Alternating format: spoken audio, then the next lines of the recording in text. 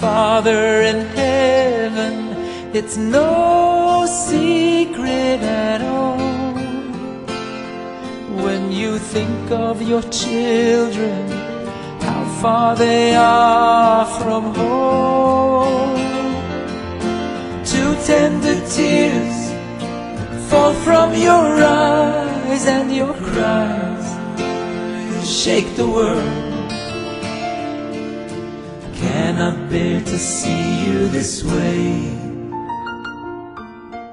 Shalom Vrachá, começando mais um programa. Agora nós estamos estudando a Parashá Vayetze e vamos falar nesse vídeo sobre a segunda aliá. Reforçando novamente, dizendo para todos que estão assistindo esse vídeo no YouTube que é público, eu não sou rabino, eu não sou morê, eu sou apenas um pai ensinando Parashá Shavua para os meus filhos. E esse programa tem como objetivo justamente esse, falar sobre a Parashá Shavua, ficar como um videolog, para ficar perpetuado pela história na internet, aí para quando os meus filhos crescerem, tiverem os netos, estudarem. Então é um vídeo dedicado para a Gabriela Dudani, o Gabriel Kalev, a Ariela Hesed e o Eliav Hassid. Não é um programa proselitista, mas qualquer pessoa que esteja vendo, assistindo e queira se beneficiar dos ensinamentos da Torá para a sua vida, para aprender o que Hashem quer da humanidade, sinta-se à vontade. Nós começamos agora a ler o capítulo Perka 29, que ele começa falando sobre o seguinte: E lançou Jacob seus pés, e foi-se à terra dos filhos do Oriente, e viu, e eis um poço no campo, e eis ali 3 rebanhos deitados junto dele, pois daquele poço se dava de beber aos rebanhos, e havia uma pedra grande sobre a boca do poço. Uma coisa muito interessante aqui que a gente pode ver que a família de Avraham Avinu,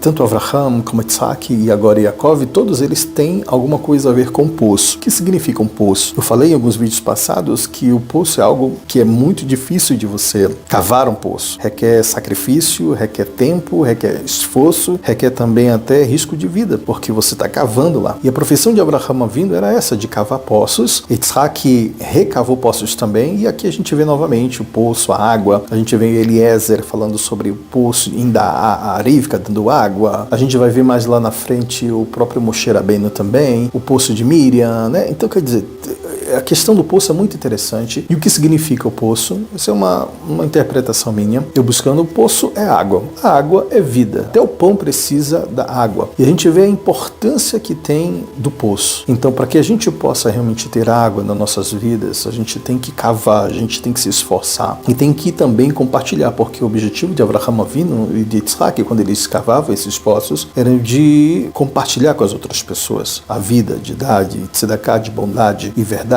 E a gente vê aqui, então, novamente, um poço entrando no meio da vida, da história, nesse caso agora de Yaakov, né? Então tinha uma pedra muito grande que estava tampando aquele boca. O que significa isso? Eu já ouvi alguns shiurim dizendo que essa pedra que tampa esse poço se chama o Yetzer Hara, ou seja, a má inclinação. Muitas vezes a má inclinação, ela está tampando o poço para que você seja impedido de tomar dessa água que representa a Torá também, pão e água, que representa todos os ensinamentos espirituais, e ela tampa. Então tem que ter uma força para a gente jorrar, e muitas vezes se cava e não tem água ali naquele poço, tem que abrir um outro, um esforço. E Yaakov tinha o poder sozinho dele afastar esse Yetzer Hara. Ele tinha esse poder de dominar, e a gente vai ver em toda a história dele aqui como realmente ele dominou esse Yetzer Hara. Tinha essa pedra na boca do poço, que impedia outras pessoas de tomarem água. Para que essa pedra fosse removida, tinha que ter muitas pessoas para remover essa pedra. Isso nos ensina também que às vezes a reza de um tzadik,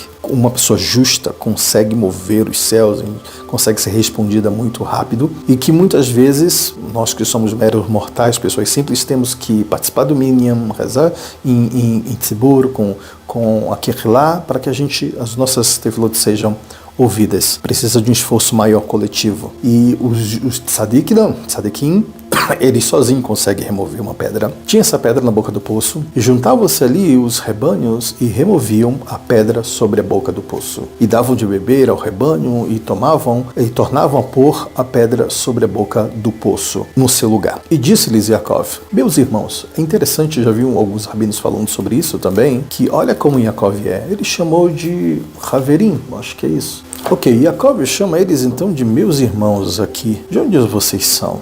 Ou seja, Yaakov não conhecia aquelas pessoas e tratou eles como irmão. Uma coisa muito importante que a gente deve aprender como ser humano é que a gente nunca deve desprezar ninguém. Porque a Votr fala pra gente que você não deve desprezar ninguém. Também porque a Votr fala sobre a gente que nós temos que ser o primeiro a cumprimentar as pessoas. Por que não nós não devemos desprezar as pessoas? Porque não existe aquela pessoa que não tem o seu lugar e o seu momento. Cada pessoa tem o seu valor. Então, ainda mais se a gente diz que serve a Kadosh Baruch Hu, que a gente estuda, quanto mais a gente tem que saber tratar as pessoas com carinho, com amor, sempre com uma palavra amiga, ou seja, saber tratar as pessoas. Dizem o seguinte, que gentileza gera gentileza. Só compartilhando com vocês uma coisa, quando eu cheguei aqui em Israel, as pessoas aqui, algumas delas são muito chutzpah, muito diretas, bravas, não tem aquele molejo do brasileiro de oi, tudo bem, bom dia, não é. E eu sentia dificuldade com a língua, né, no caso de falar o hebraico fluente, mas uma coisa que eu aprendi quando eu cheguei aqui já tinha aprendido isso no Brasil.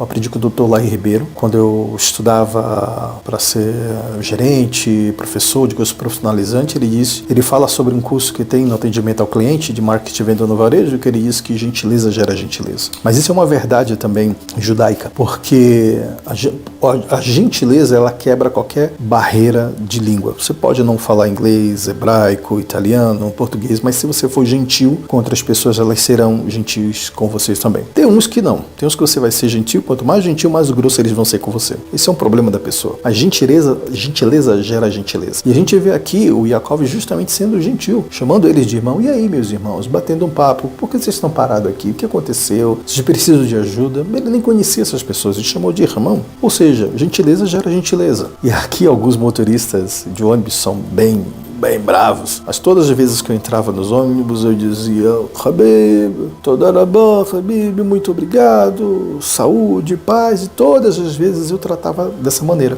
E muitos deles foram quebrando, e hoje em dia tratam muito bem. Por quê? Gentileza gera gentileza. E foi isso que Yaakov fez, e a gente aprende isso de Yaakov, a ser gentil com as pessoas. Agora eu vou dar só uma outra observação. Quando eu estava estudando justamente sobre o atendimento ao cliente, etc., a gente sabe que existe pessoas, 4 tipos de pessoas. Existem as pessoas visuais, as auditivas, as sinestésicas, a empática, a não empática, enfim. Então o que a gente aprende com isso? A gente aprende que existe esse tipo de pessoas. Então, existe uma pessoa que indiferente, o cliente indiferente. Existe pessoas que são indiferentes.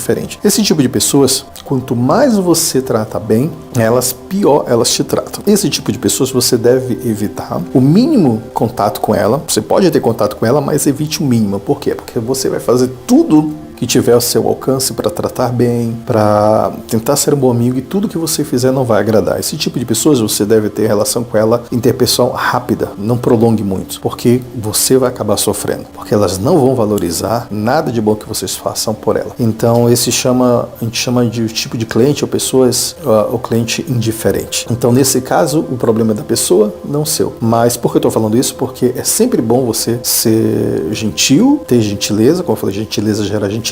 Se você foi gentil com uma pessoa e essa pessoa mesmo assim foi grosso, mal educado com você, quem está perdendo é essa pessoa, o problema é dela, o problema não é seu. Por isso que eu falo, corte a amizade, corte contato, fale o mínimo possível com ela. Yaakov diz de onde vocês são, né, e disseram, nós somos de Harã, né, nós somos de Harã. E disse-lhes, vocês conhecem o Lavan, filho de Nahor? E disseram, sim, nós conhecemos ele. Ele disse, ele está em paz, ele estava querendo saber da história, ele está bem, está tudo bem com ele, se vocês conhecem ele. E disseram, sim, está em paz. Eis aí a Rachel, a sua filha, que vem com o rebanho. Ou seja, aqui dá de entender que esses pastores estavam ali e eles responderam as perguntas de Yaakov, mas não queriam muito papo. Ou seja, não quero ficar falando da vida do cara. Quem é você? Porque você está querendo saber da vida dele, né? Tá bem, quer saber mais de outra coisa? Pergunta para a filha dele está vindo aí. Então Rachel, sua filha, vem aí com o rebanho. E ele disse, ainda o dia é grande, não é hora de se juntar ao rebanho, ou seja, guardar os rebanhos. Dá de beber o rebanho aí e vão apacentar. O Yaakov, ali ele estava dizendo, olha, porque vocês estão parados aí,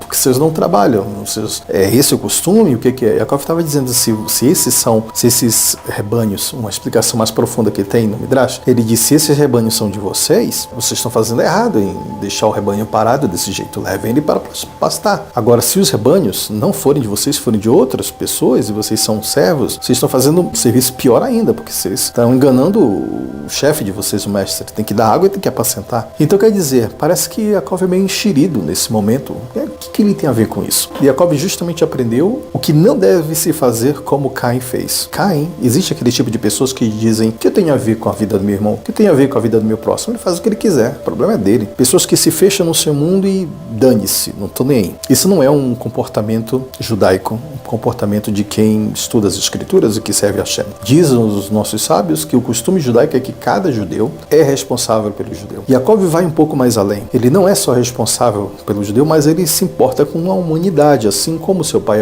seu avô se importava com a humanidade, e assim como seu pai Isaac também se importava com a humanidade, criando, no caso ali, poços para dar para as outras pessoas. E a gente aprende o que ele tem a ver com isso. Então ele está dizendo, ele está se metendo. O judeu tem muito disso, principalmente aqui em Israel. Se você fala da tua vida, eles querem saber mais, e eles vão dar palpite, eles vão se intrometer na tua vida. Mas olhando de uma maneira positiva sobre isso, a gente pode entender o quê? Que não é que a pessoa está se intrometendo. Yaakov está... se é a verdade, eu estou tentando te ajudar. Não é correto. Se os rebanhos são de vocês, não está correto eu deixar eles aqui. E se vocês trabalham para o outro, o quê? E aí, o que vocês estão fazendo? Você acha que isso que é correto? Não é correto. Então ele se importava e tentava de uma forma ou outra ajudar, admoestar e tentar colocar as pessoas no caminho. Lembre-se bem que ele era um Talmid Chacham, ele tinha estudado bastante tempo. E que a missão do judeu é justamente trazer luz para a nossa vida. Trazer luz, mostrando como a gente deve viver, como a gente deve seguir. Então, continuando aqui, Passuque de 8, ele diz sobre o seguinte: nós não podemos fazer isso até que sejam reunidos todos os rebanhos e removam a pedra de sobre a boca do poço. Então nós daremos de beber ao rebanho. E ele falava ainda com eles quando Rachel veio, com o rebanho de seu pai, pois ela era pastora. É bem interessante que, como eu falei ainda agora, que para remover essa pedra, precisava da ajuda de muitas pessoas, de muitos rebanhos. E eles não conseguiu. E Yaakov sozinho conseguiu remover, justamente representando o Yitzhak, que ele tinha esse poder de remover esta pedra. Então ela era pastora. Por que diz que ela é pastora? Porque logo uma mulher fazendo isso. Presta bem atenção. Nossos sábios dizem, os comentaristas, Rashi e outros, que o Lavan não tinha filhos homens, somente mulheres. E só depois da chegada de Yaakov foi que ele foi abençoado e conseguiu ter filhos homens. Então por isso que ela era pastora, porque uma mulher não tinha esse trabalho normalmente na época. Se ela era pastora, porque ele não tinha outras pessoas para trabalhar, então ela apacentava as ovelhas do pai. E foi quando Yaakov viu a Rachel, e filha de Lavan, irmão de sua mãe, ou seja, ele era tio dele, e a Rachel era prima dele. Então, ele era o irmão da sua mãe, e o rebanho de Lavan, irmão de sua mãe, e chegou a Yaakov e removeu a pedra de sobre a boca do poço, e deu de beber ao rebanho de Lavan, irmão de sua mãe. Olha que interessante, que legal isso daqui. A gente vê que ele tem um comportamento que puxou para quê? Para a mãe dele, correto? Quando Eliezer chegou até Harã, ela que tirou a água para dar para Eliezer e para os camelos. Tirou entre aspas, que a água corria, existia um milagre que a água vinha até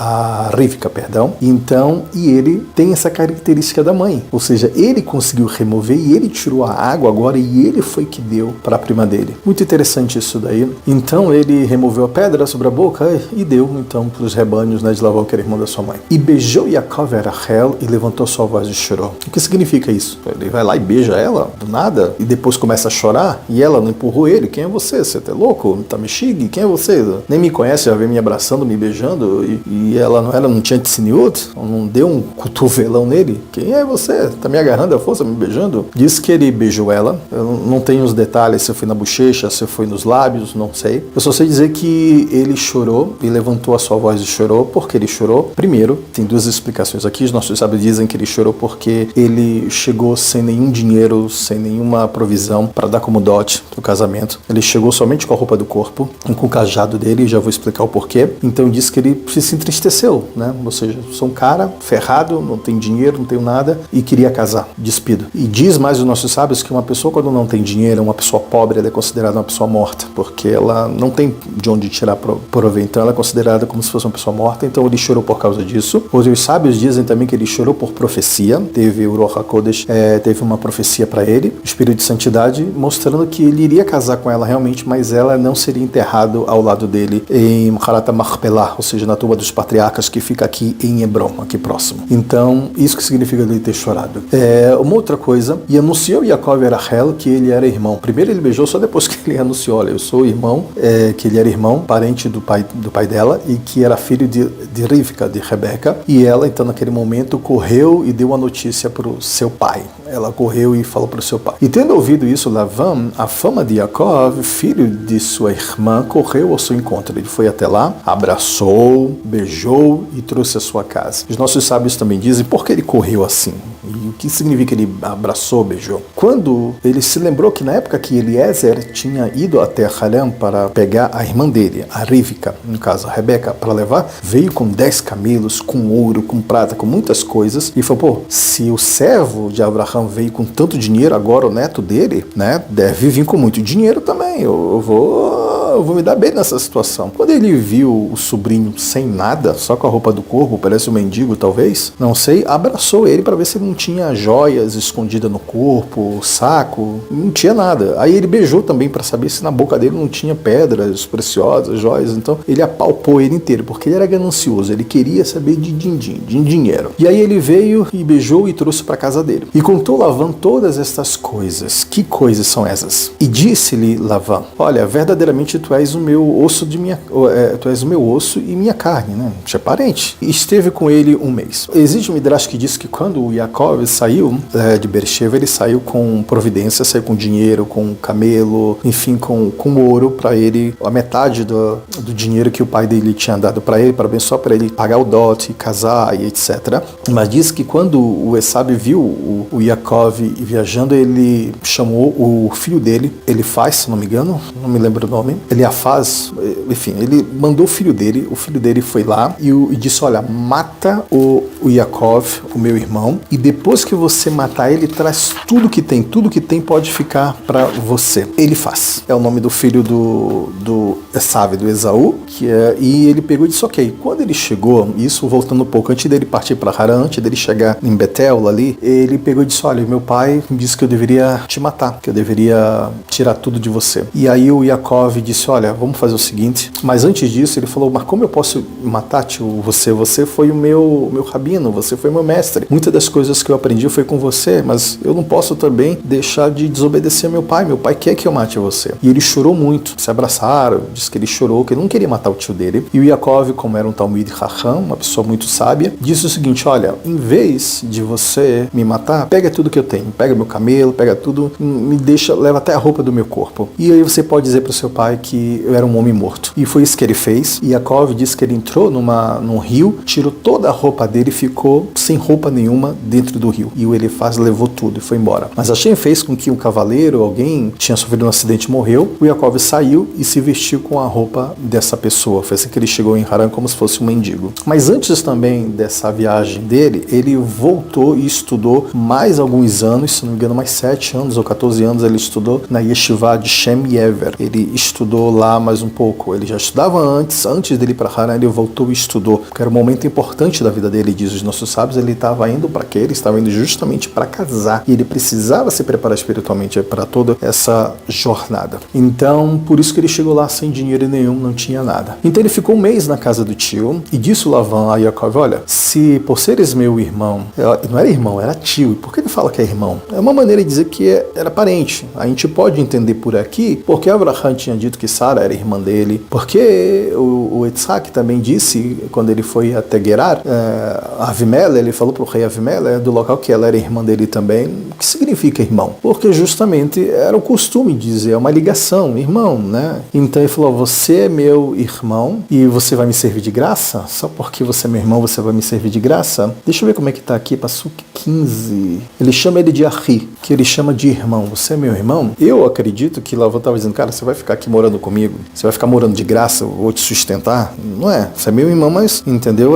Não é justo também eu ficar te sustentando e você trabalhar para mim de graça, né? Então, entre aspas ali, ele parecia que estava sendo uma pessoa justa, né? Me servirá de graça, né? E disse Laban a Yaakov, se por ser meu irmão, você vai me servir de graça, anuncia qual é o teu preço, qual é o teu valor. Ora, Laban tinha 2 filhas, elas eram gêmeas, tá bom? Uma se chamava Leá, porque mesmo sendo gêmeas, mas foi a Leá que saiu primeiro, e E o nome da menor era Rachel, mas elas eram idênticas, elas eram gêmeas. A diferença é que o rosto de uma era o rosto da outra, porém Léa tinha um rosto um pouco mais modificado porque ela chorava muito. E já vou explicar por que ela chorava muito. Ela não tinha um semblante tão bonito, assim, de tanto sofrimento que ela tinha. E Rachel era mais bonita, porque, enfim, eu vou explicar o porquê uma era mais bonita do que a outra, mesmo sendo iguais, gêmeas. E ele fala que os olhos de Léa eram ternos, né? Um olho meio terno. E Rachel era famosa de porte e formosa de semblante. Por quê? Diz os nossos comentaristas que quando elas nasceram, as pessoas do local diziam: o Lavan tem 2 filhas. E a Rivka, a irmã dele, tem 2 filhas também, junto com Isaac. Então, a mais velha vai ser esposa do mais velho, ou seja, a Léa vai casar com Esaú, com Esaú, e a Rachel vai casar com Yaakov. Só que quando Léa, que era uma justa, uma tzadiket, soube quão malvado era o Esaú, o Esaú, que ele já tinha 3 mulheres ali, ela seria a 4ª, ela sofria muito, ela chorava, pedia para Deus para não casar com ela, para não casar com ele. Então ela sofria muito, então isso acabou deixando os olhos dela ternos, assim como diz, né? Aquela pessoa que está o tempo todo com o olho inchado, chorando e etc. E Rachel não, Rachel disse: bom, Yaakov é um tzadik, então eu não tenho com que me preocupar, tá? A gente termina por aqui essa segunda aliá e a gente volta no outro vídeo falando sobre a terceira aliá. Shalom Aleichem, Leitraut.